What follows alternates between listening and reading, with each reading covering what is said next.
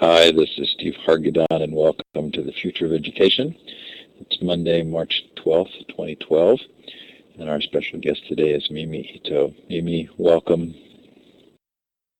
Hi, Steve. It's good to be here. It's really delightful to have you here. You are a prolific person. It was really fun to get to know you a little bit through your work.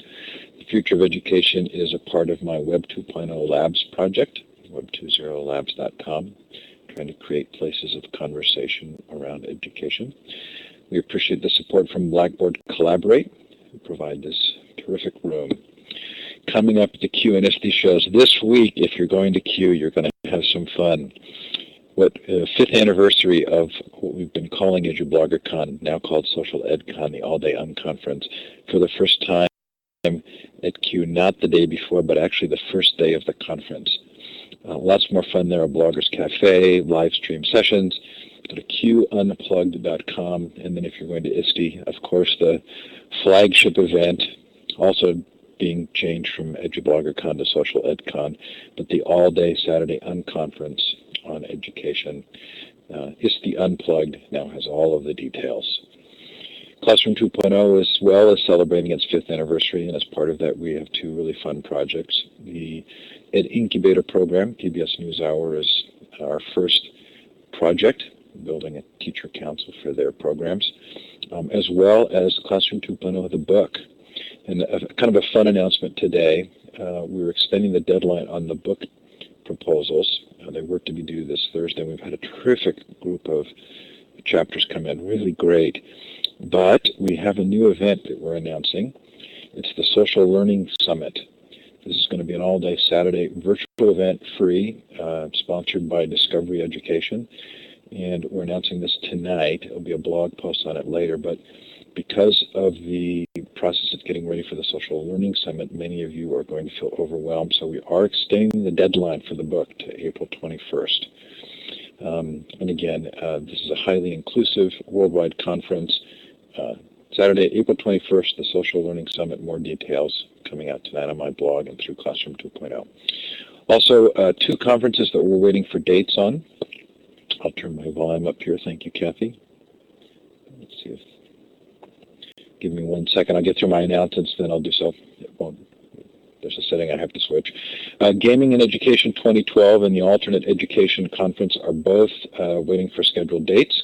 Those are coming up, but we do have dates for the Future of Libraries virtual conference, October 3rd through 5, and the 2012 Global Education Conference, November 12 to 16.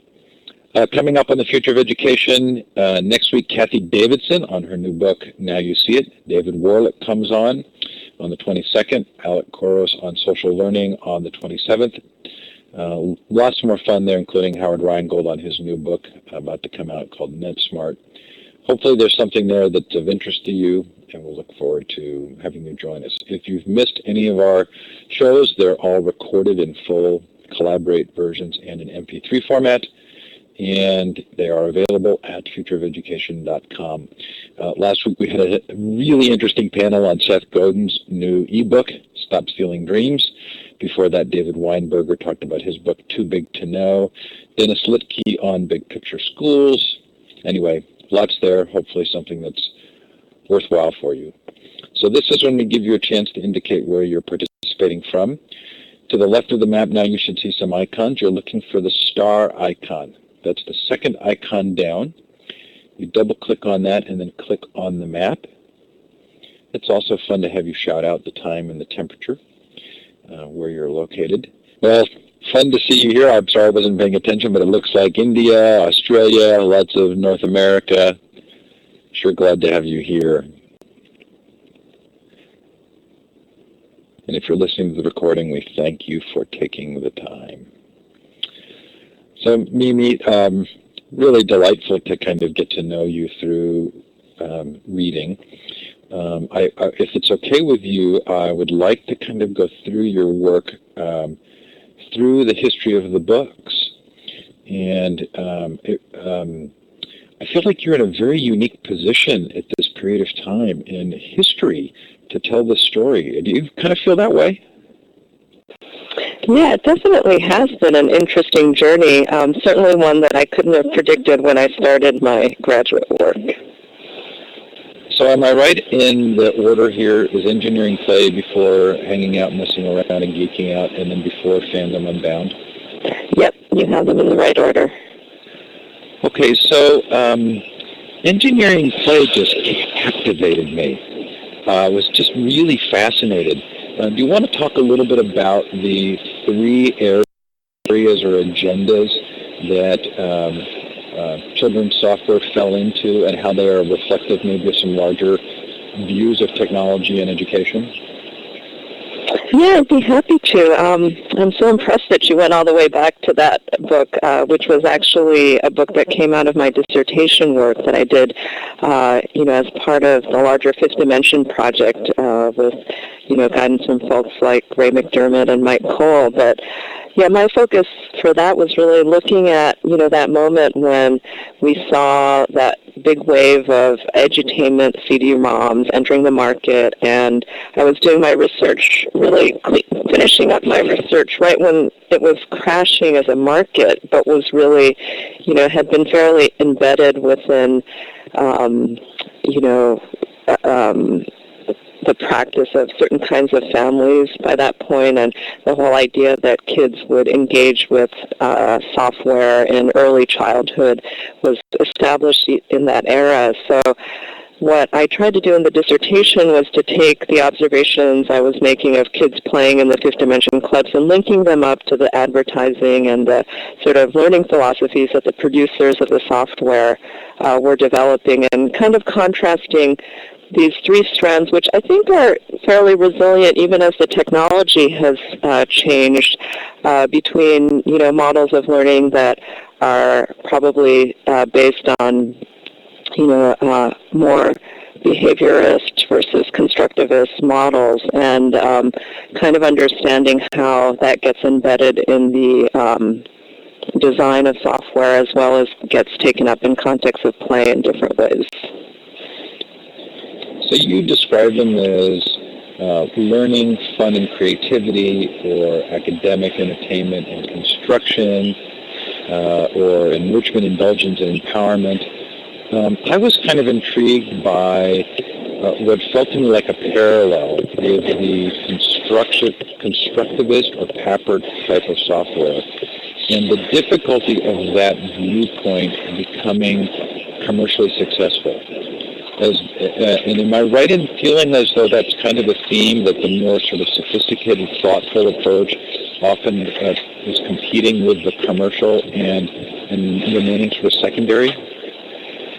Yeah, I think it's always been challenging. I think within educational approaches to technology, it's been easier to be sort of content focused, and the content tends to, or I should say for software for kids in general, the content tends to bifurcate along an entertainment oriented versus an education or academically oriented genre.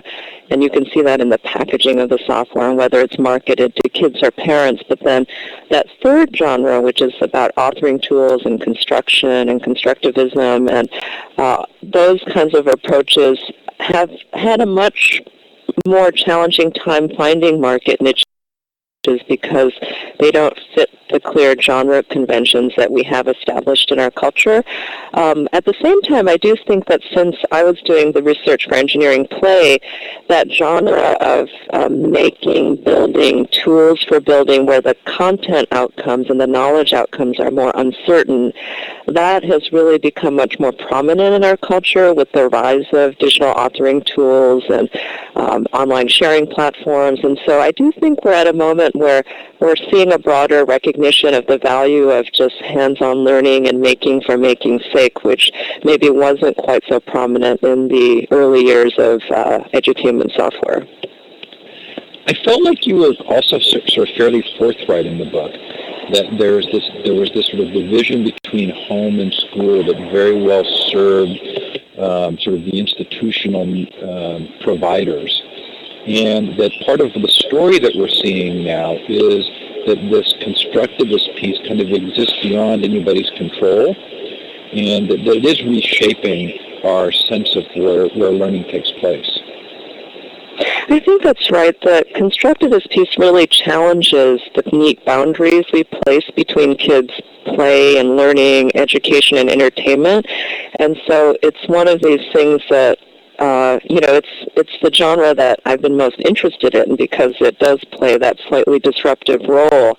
But, yeah, I do think that, part of the challenges with my work, when I've moved more into building programs and things like that, is that it is really those dominant genres and institutions have so much power because it's not just what people think, it's how they're institutionalized and how markets are divided up. And so, when I talk to developers who are more in the construction genre, they said, well, we don't know if we should package it as like cute, parent-friendly, family-friendly genre, or the genre of software that's much more entertainment-oriented and directly marketing to kids. And based on that, all of the pathways for how it's marketed and distributed and packaged change. And I think it really points to the fact that when we're just giving kids tools to make things, there's a lot of uncertainty and ambivalence about that because we're not quite sure where they're going to go with it. Yeah, I certainly felt an interplay in all of your work between control and agency with youth.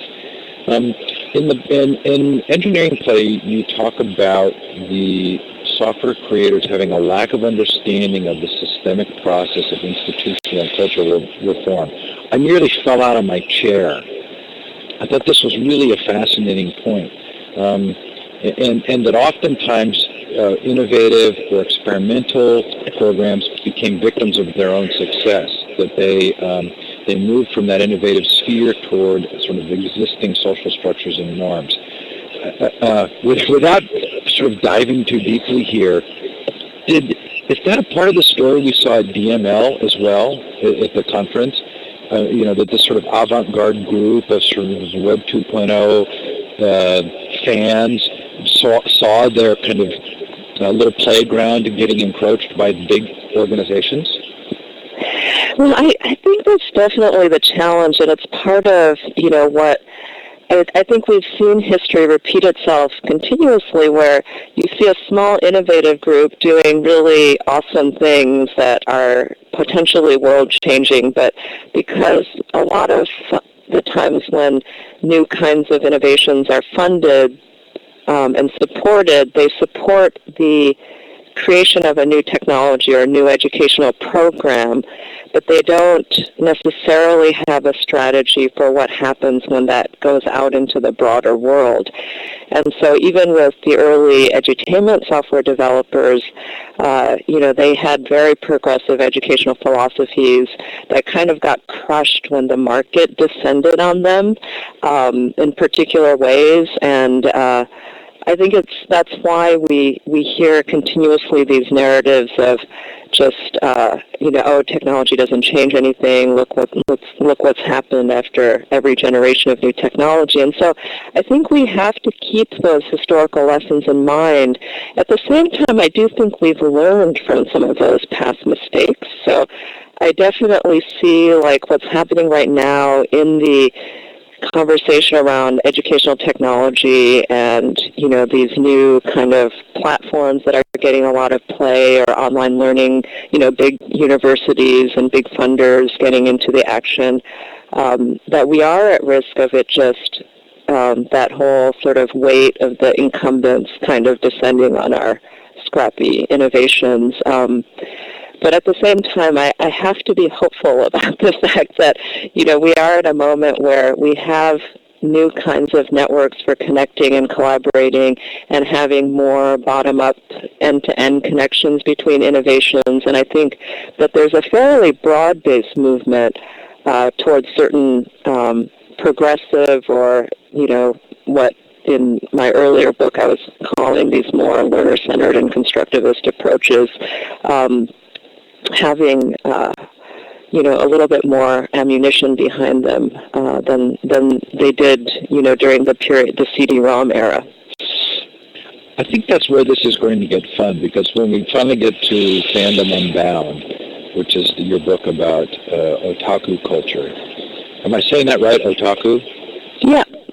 Well, it really feels as though this technology is providing a kind of a unique moment where this youth contribution culture has enough power to actually potentially redefine education the way we've been thinking about it. Yeah, I think that's right, and that's why, in my own work, while I recognize, the importance of understanding the big institutions and players and how organizational change works at that layer, my own studies have tended to focus on these edge players who are making a difference through these much more distributed and bottom-up kinds of practices. And so anime fandom or otaku culture has been such a great example of that, because it's really about fans mobilizing in a networked and end-to-end way in ways that have completely transformed. It's a niche, but it's still an important niche within the media industry. So I think it's a great example of that, and also the fact that it's about transnational connections is also something that has attracted me to that particular community. So let's move to hanging out, messing around, and geeking out. Kids living and learning with new media. So if part of this story here is kind of control versus agency, especially for youth, was one of the things that you discovered through that research that we don't need to be as worried as we are as parents? Yeah, it was definitely the message that sort of got taken up most broadly about our work. It was interesting because this book came out a few years ago, so it was right kind of on the heels of the shift to MySpace and that moment when teens really took ownership of social media. So now we're almost in a different era, but our work came out when it was sort of still at the height of the moral panic of, oh my God, kids are online and they're overconnected and they're oversharing and they're meeting strangers. And so I think it's really died down in the past few years, but what really got taken up about our work was that, there are learning dimensions to what kids are doing online, and it's not all bad. That was kind of the public message that came from our work. And I think now we're seeing that, at least among, certain sectors of society, that there isn't quite that same sense of fear and panic, and the questions that parents and educators are asking about social media have definitely, I think, gotten more sophisticated. I think that's true, but I feel like the document is still very current and addresses what sort of are largely still the cultural concerns about social media and youth sort of independent activity. I think it's in Hanging Out, Messing Around, and Geeking Out, or it's in one of your books, but I actually made this in my own notes to talk to you about. I can remember when people would call our home when I was a child, and we always answered, hello, this is Steve Hargadon, or this is the Hargadon residence, whom, they would ask for someone, and I'd say, whom may I say is calling, right? So everybody in the family knew where the communication was. And that clearly is very different right now.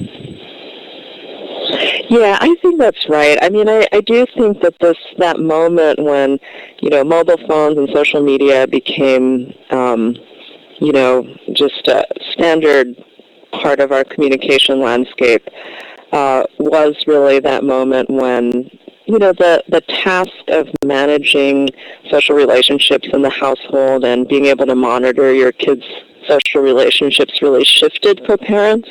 So I do think that, we're still living through the implications for that in a lot of ways. And what I hope that our work would have provoked is sort of a shift away from that simple conversation of is it good or bad, and that simple model of, how, parenting as managing screen time in some absolute way, to really asking, more granular questions about, the differences in ways that kids can participate online. And so the question isn't connect or not connect, but really the genres of participation that kids bring to the online world. And in that it really parallels the frame that I brought to the earlier engineering playbook, in that, it's not, again, like I feel like a broken record, but it's not the technology or the platform that matters, but it's really the cultural genres and the social relationships that people bring to the technology that shapes its use. And so what we were trying to do with that, those models of hanging out, messing around, and geeking out is saying, look, different kids participate differently in the online world. You have some, what I would have said are very sort of thoughtful, productive pieces of advice to parents and adults about not exercising control in a way that feels oppressive to the kids, and finding activities to do with them that really build on the positive aspects of the technology. And I appreciate that you are a broken record, because I really like the thread of thought that goes through your work. But it also felt like that book in particular wanted to address specifically how these changes in the technologies and in the activities were going to impact education. And what were your conclusions? Right. When we finished the Hangout book, we were still really, really early in our thinking about the implications for practice. I mean, we had sort of just popped our heads out after, working on this very large team over 3 years to synthesize, it was really like, what the hell are kids doing online these days? And then trying to tease out the learning implications. I mean, I think since then we've gotten a little bit better, and this I really credit to, not the research team, but the broader network of educators that I've, had the good fortune to be in touch with, but in really understanding how some of what we learned in observing kids has ties into a lot of good reflective educational practice that has looked at the fact that when young people have choices in their learning, when they're following their interests, when they're engaging in activities that are about shared purpose with adults rather than accountability, that the quality of the learning is different. And, that's where, I wouldn't have predicted it when we went into the study that, this research could have tied into the actual, design and informing of educational programs and approaches, but it's really been fantastic to learn from, colleagues who are working on the ground with young people and not just observing them, but, trying to shape their learning in particular ways. And, I think the big findings were the fact that, new media is a space of interest, autonomy, production, and creativity for kids.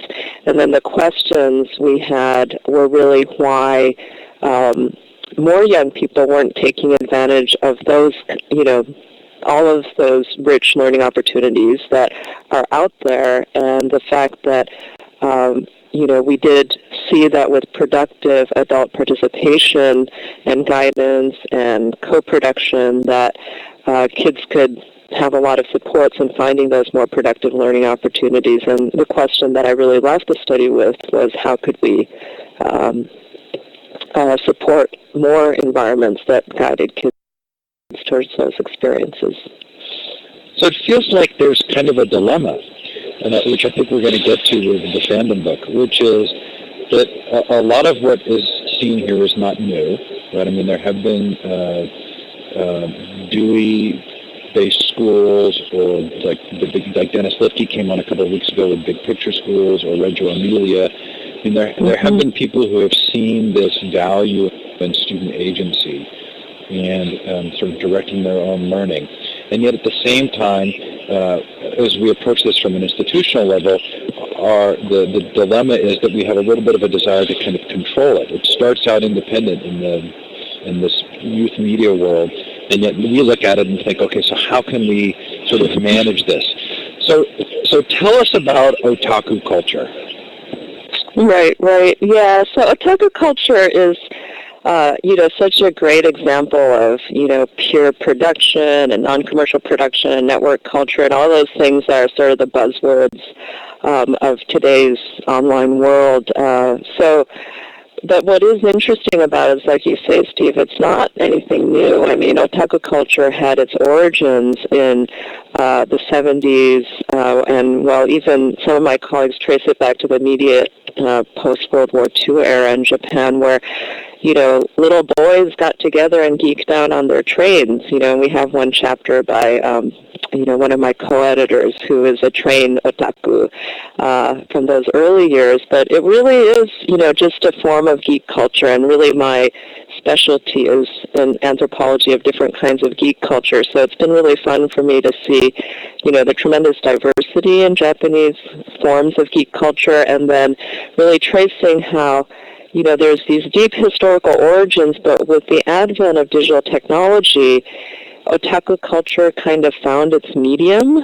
So they were suddenly able to scale and expand transnationally in a way that really was not was more place-based in an earlier era. So one of the reasons why Japan has been such a rich arena for these forms of cultural remix and otaku culture is because it's a very dense, urbanly highly connected environment. So geeks could get together and have a lot of conventions and marketplaces for buying and selling and trading products and things that really relied on a peer-to-peer infrastructure but was very place-based. But now that after the internet came along, it just radically expanded and became this huge transnational phenomena. And so that's really what our book is trying to trace. And, from a learning perspective, I think it embodies a lot of those features of the kind of construction-oriented and peer-based learning that we're, many of us are trying to support through online platforms. But, yeah, I definitely take your point, Steve, that it's always a delicate balance between, wanting these things to emerge and self-organize and trying to bring in players who are interested in directing them in particular ways. I know this has come up. I'm on a committee with Karen Cater on communities of practice, online communities of practice. And there is this tension between recognizing the value of what's happening independently and the inherent institutional bias toward making a difference by getting involved. And in fact, it even comes up specifically, I think, in some very connected ways with your work. They talk about bridging these networks. And sort of uniquely, the individuals are already the bridges. Could you give us some examples for those who don't know what otaku culture is, sort of how what it is and how it has spread? Right. So I can give an example of, for my contributions to the book, I looked at two communities that were specifically transnational in nature. The video remix community, which is mostly, highly centered around the U.S., and also the fan subtitling community, which is also centered around the English language fandom. But the fan subbing community in particular is very interesting because basically what they do is they translate and subtitle anime and distribute the fan subtitled versions. And in the early years, before digital video and distribution, they did it through VHS and anime clubs where they would view together. But with the advent of digisubbing and online video distribution, the whole scene exploded, and the fan subtitled works were really what opened up the market for anime overseas. I mean, prior to that, it had been a very limited market, and now, post-digisubbing, it's become sort of a major international niche form of media. So it's really an example of young people self-organizing to do this incredibly back-breaking work. I mean, translating, timing, and doing subtitles, it's not fun. I mean, a lot of people think of, kids' online activity as purely play-oriented, but, these are tightly organized work teams, and they get hundreds and thousands of downloads of their work. So to me, it was really interesting example of for how kids can work incredibly on incredibly challenging tasks, learn incredibly sophisticated technical literacies, pick up a language like Japanese, and how having a sense of shared purpose and contributions to a broader community and working collaboratively in mixed age groups, that these are incredible motivators for participation. So for a couple of years, I did a series of interviews with people who had been seminal in the open source world. Eric Raymond, Richard Stallman, Brian Bellendorf, Mark Andreessen, and I felt like I was talking to the canaries in the coal mine, the people who had sort of years ahead been on the front lines and were developing practices around that were based on the new connectivity.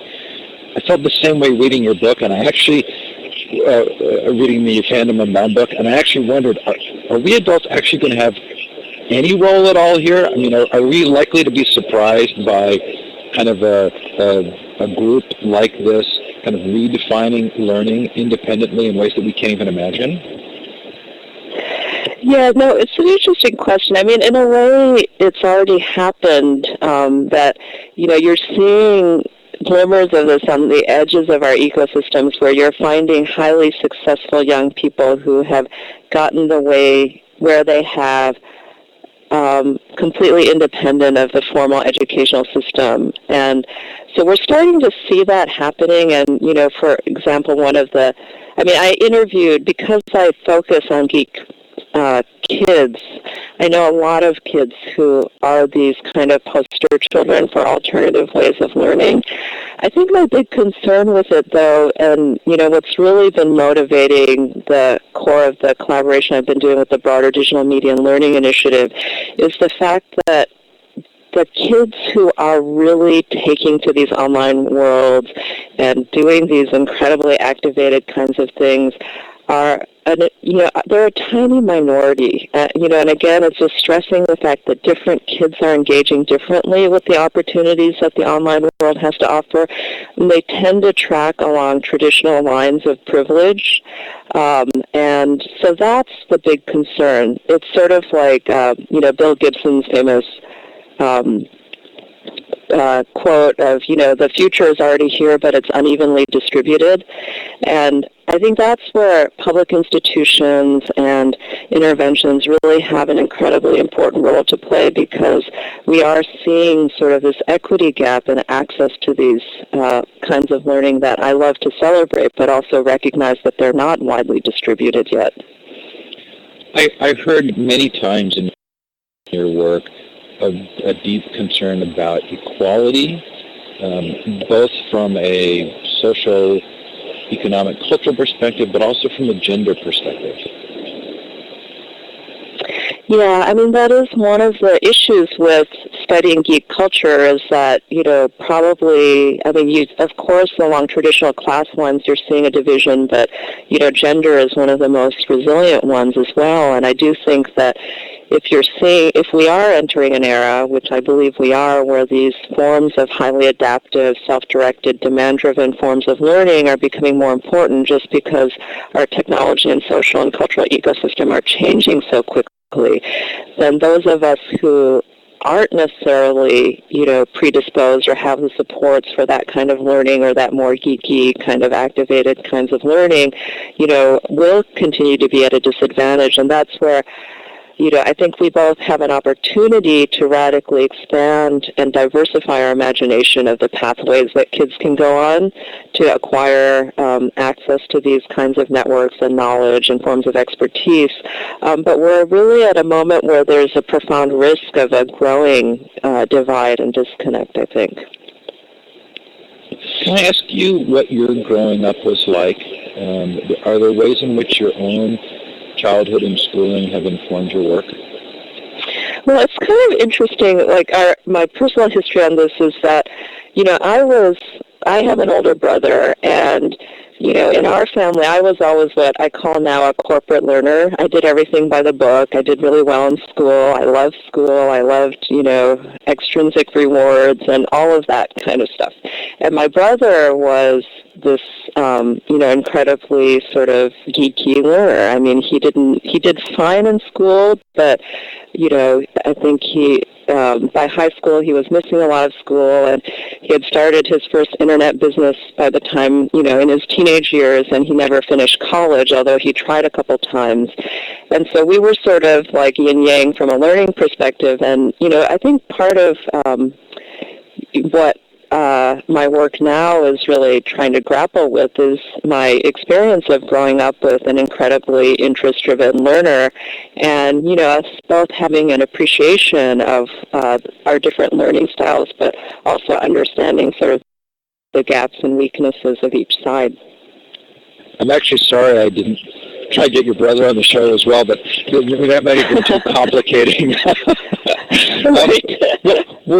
Again, I don't want to go to a place that may or may not be comfortable, but I'm curious as to your own parents' style. And was that, you and your brother are obviously both well known. Do you think that your parents' learning style or parenting styles had something to do with that?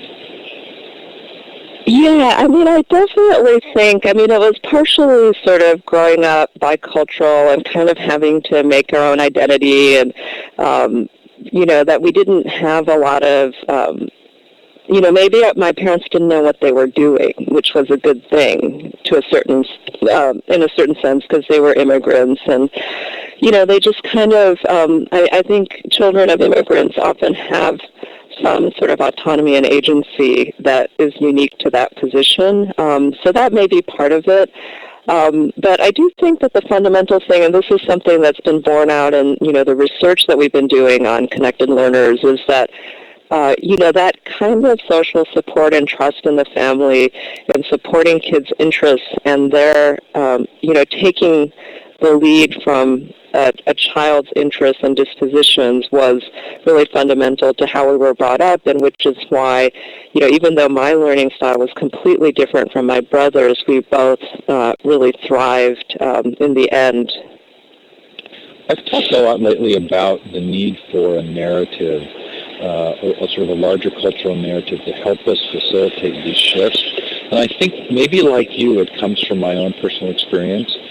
I was also a corporate learner, and in fact, we have 4 children, and our oldest, the first child of 2 first children, was very much a corporate learner. And we've had to really work on our family, in our own family, to redefine the narrative. As you kind of look at the larger landscape, are there narratives around teaching and learning that you feel are compelling enough to produce a broader shift, a broader change in thinking? Yeah, so I think that's part of why, with we've been trying to develop, and it's still really early, but this model of connected learning that's come in part from research and in part from experiments and practice and just a long history of related work in the area. But in trying to bridge those boundaries and those ideologies of learning that kind of, and which I grew up with as a researcher, that was pitting sort of formal and informal learning, or, as if it was one or the other. And so currently, what we're really struggling with is how to think of learning as something that should seek to integrate different spheres of learning in kids' lives. So the sphere of school shouldn't really be considered hostile to kids' peer interactions or to their creative interests. And, what does it take to think about the fact that kids may have different entry points into what we consider connected and activated learning. So, my entry point, we're seeing like this debate about badges and extrinsic rewards, for example. I really thrived on having clear structures, clear, rewards that were recognized by institutions. And so my entry point into connected learning was really through these more institutionalized structures, whereas, somebody like my brother was just, I thought, I always envied him because he always knew what he was interested in. He always had a passionate hobby, which, I had to be handed them. I didn't have them. I didn't find them on my own like he did. And so his entry point was through the interest space. And then there's other kids who like to do things that their friends are doing, that they're very peer-oriented and friendship-oriented.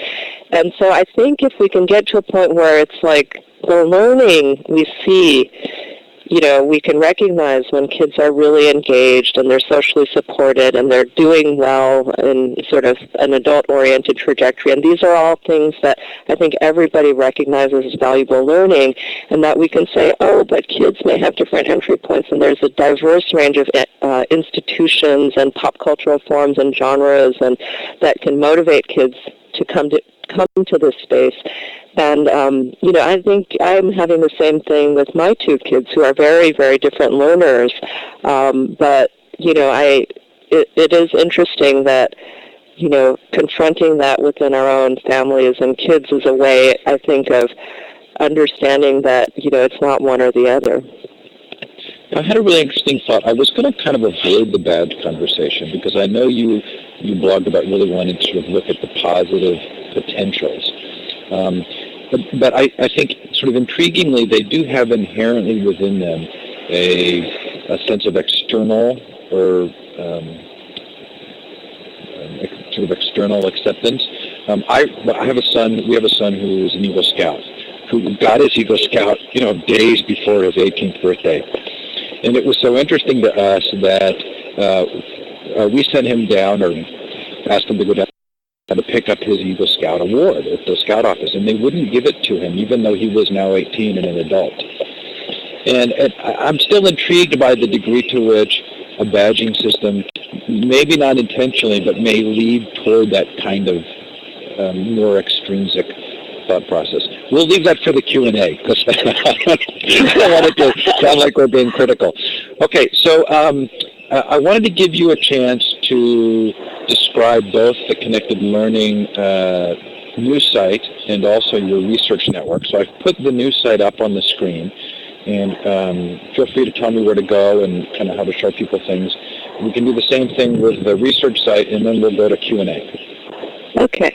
Yeah, so the Connected Learning .tv site is really, we really took a page from your work, Steve, and how you've been doing such an amazing job in connecting people around ideas and facilitating conversation. And so it was really an effort just to, work with a diverse group of people and kind of surfacing an initial set of principles that we thought could motivate a set of conversations and inviting input.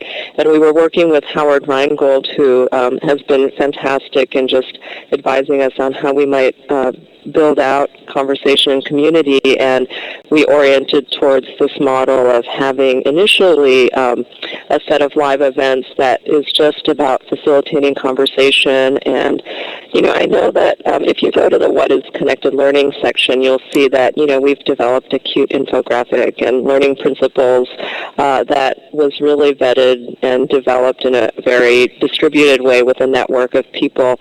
But it's really just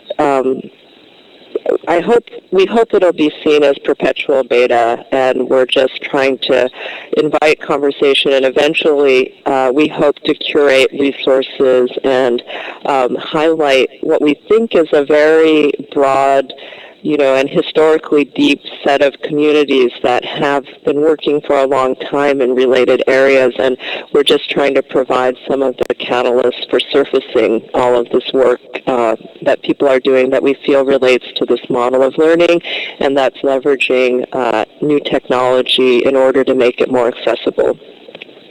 So that's the Connected Learning.tv site. And then the research network is, I consider just one component of this broader frame of what we're calling connected learning.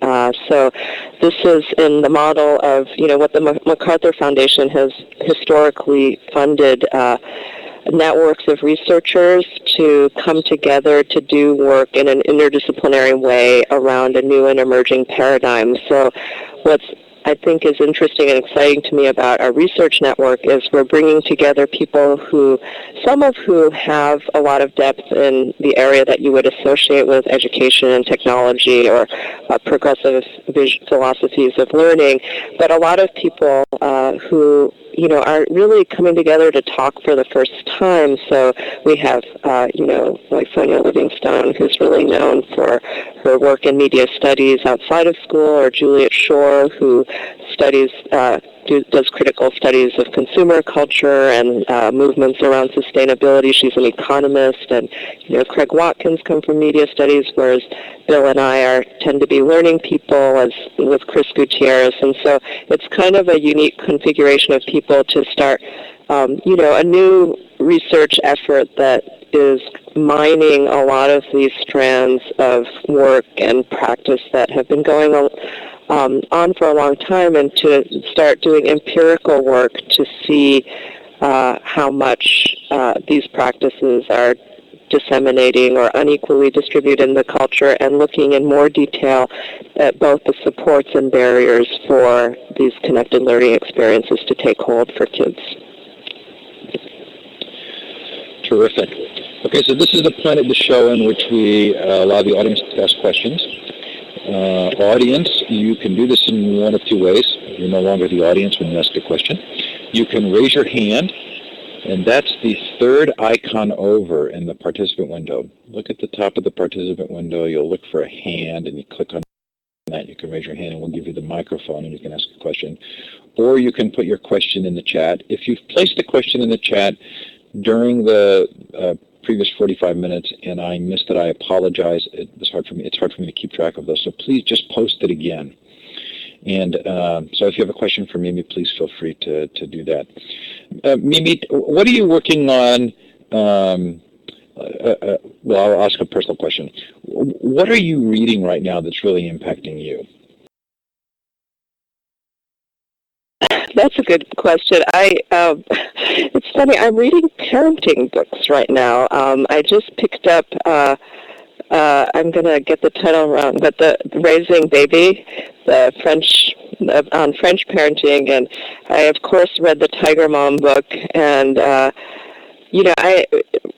joke to my kids that I have my very own teenagers now, and I'm having so much fun, and, what I'm really trying to learn and reflect on right now is discourses of parenting. That's very funny. We could probably trade lots of titles. Okay, we have a quote from Lewis. How do you see this work affecting schools and libraries? Yeah, that's such a great question, and, maybe one that, I'm not necessarily I work with a lot of fantastic colleagues in schools and libraries, and so I can only speak from my experience of, being able to connect with people who are more expert and immersed. But what's most exciting to me right now is the fact that, I'm somebody who's done most of my research in the non-institutionalized learning space, with kids hanging out and geeking out on stuff on their own in their social and recreational lives. And it's just incredibly exciting to me that I have partners now in the school and library space. And it's not that I haven't had companion spirits all along, but I think for some reason, through the Digital Media and Learning Initiative and just the internet, it's become much more like I've been able to find people, and the work, I think it's also a cultural shift where there's more recognition of the kind of learning that's happening in these informal contexts. So, like the work that we've been doing with the U-Media Center in Chicago, and kind of expanding this effort to a lot of museums and libraries around the country, and building centers where youth can connect with adults within sort of adult-sanctioned spaces, but centered around their interests, is tremendously exciting. And then the collaboration that Katie Phelan is part of our research network, and it's been fantastic to work with her because she's been really trying to build school programs that center around an inquiry and game-based curriculum that are, again, meeting kids where they are in terms of their interests, but trying to bring those interests in conversation with the kinds of academic goals that are really necessary for them in their adult achievement. Okay, you have a question from Larry. What do you note are some cultural differences in learning from different countries, or are there any? Is the difference just the difference among types of groups, and what part does family play? Oh, wow. That's a really big, really interesting question, but really challenging because there's so many answers to it. I mean, I think what's interesting looking across different countries, and, I've been fascinated with the work coming out of Finland and Singapore, for example, and of course I know a little bit about the Japan context through my own experience, but, the institutional configurations and the broadly shared cultural norms or scripts around education and parenting really do make a difference. And so, the national frames, like right now, there's been a lot of talk about the difference between the American and Finland system, and the U.S. system stresses competition much more, is much more individualized, and that results in a really different kind of institutional culture around education. So I think there's a lot there. I think from, so we see differences both at a national level and also within countries. There's a lot of work that's looked at,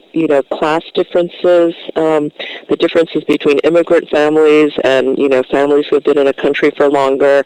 There's so much there, and I do think that it's incredibly important to tease apart those differences, and both in how there are different approaches to learning and education, but also how that's intersecting today with different ways in which technology is taken up and regulated in the home. We've talked on the show several times about Finland, and in particular their ability to coalesce around a narrative of equity.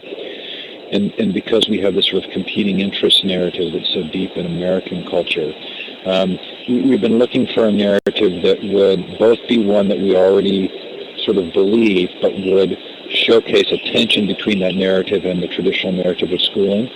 And one that's sort of consistently come up is the inherent value of every individual.